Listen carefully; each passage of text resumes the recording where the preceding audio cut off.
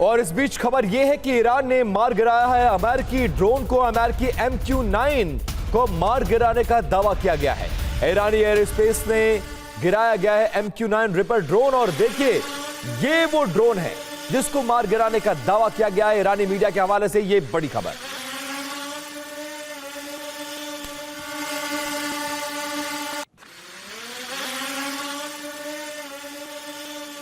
तो operation MQ-9 सफल हो गया है।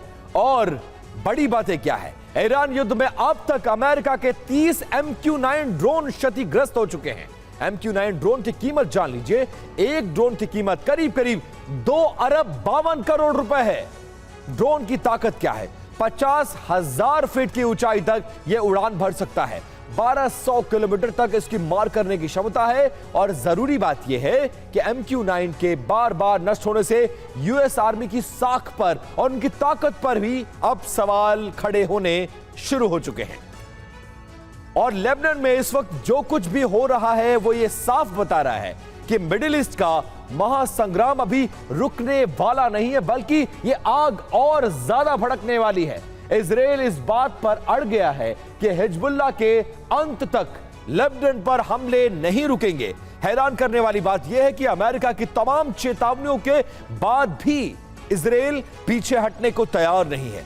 ट्रंप को सबसे बड़ा डर यह सता रहा है कि अगर यह फुल स्केल पर जंग शुरू हो गई तो वो अरब जगत में अपने साथियों को इस तबाही से बचा ही नहीं पाएंगे। और दूसरी तरफ ईरान ने भी खुलेआम धमकी दे दी है कि अगर इजराइल नहीं रुका तो फारस की खाड़ी से लेकर लाल सागर तक एक ऐसी न्यू सिक्योरिटी बेल्ट को एक्टिवेट कर दिया जाएगा जो पूरे ग्लोबल ट्रेड का गला घोट देगी। तो क्या दक्षिण लेबनान में सुलगी ये आग पूरे पश्चिम एशिया को अपने चपेट में लेने वाली है? यह रिपोर्ट देखिए।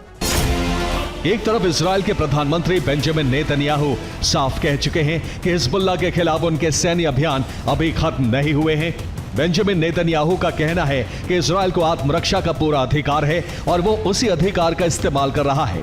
उन्होंने ये भी कहा कि उत्तरी इजराइल की सुरक्षा पूरी तरह बहाल होने तक अभियान जारी रहेगा। वहीं दूसरी तरफ ट्रंप इस पूरे घटनाक्रम को लेकर असहज दिखाई दे रहे हैं। अमेरिकी मीडिया रिपोर्टों के मुताबिक ट्रंप प्रशासन चाहता है कि इजराइल लेबनान में अपने सैन्य अभियान की तीव्रता कम करे और जमीनी कार्रवाई को सीमित रखे। यही वजह है कि अमेरिकी विदेश नीति पर नजर रखने वाली प्रतिष्ठित पत्रिका फॉरेन पॉलिसी ने एक चौंकाने वाली रिसर्च की है। पत्रिका ने लिखा कि डोनाल्ड ट्रंप ऐसे युद्ध के बीच खड़े हैं जिसे नियंत्रित करना उनके लिए लगातार मुश्किल होता जा रहा है। अमेरिका में इजराइल के राजदूत येचिएल माइकल लेइटर ने भी इस बहस के बीच एक हैरान करने वाला बयान दिया है। उनका कहना है कि हिजबुल्लाह पर इजराइल के हमलों का ईरान से कोई संबंध नहीं है और तेहरान को इन घटनाओं को अपने साथ जोड़कर नहीं देखना चाहिए। इजराइल की ओर से यह संदेश इसलिए अहम है क्योंकि वो दुनिया को यह बताना चाहता है कि उसकी कार्रवाई केवल हिजबुल्लाह के खिलाफ है और इसे किसी बड़े क्षेत्रीय संघर्ष का हिस्सा नहीं माना जाना चाहिए।